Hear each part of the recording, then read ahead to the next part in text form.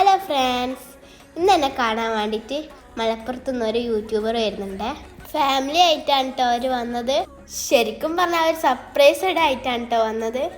ഈ ഫാമിലിയെ നിങ്ങൾക്ക് അറിയില്ലേ? നമ്മളെ ഇസമോളും ഫാമിലിയാണ് കേട്ടോ.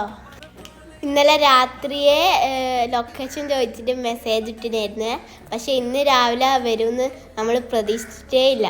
അങ്ങനെ അവർ വന്ന് വിശേഷങ്ങളൊക്കെ ചോദിച്ച് ഇസമോള് ഭയങ്കര കമ്പനി ആയിരുന്നു കേട്ടോ.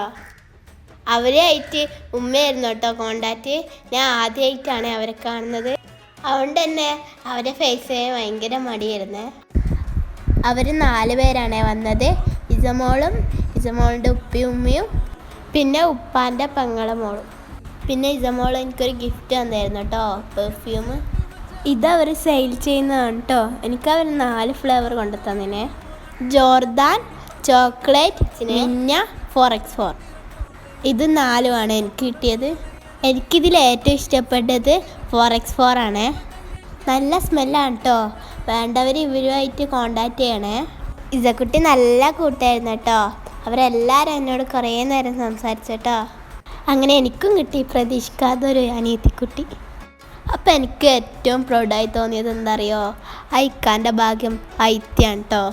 ആ റഹ്മത്തിത്താതൻ്റെ വിജയമാണ് കേട്ടോ ഇതെല്ലാം. എന്നെക്കാണ് ഐക്കാക്ക ദൂരെ നിന്ന് ഒറ്റയ്ക്ക് ഡ്രൈവ് ചെയ്താണ് കേട്ടോ വന്നത്.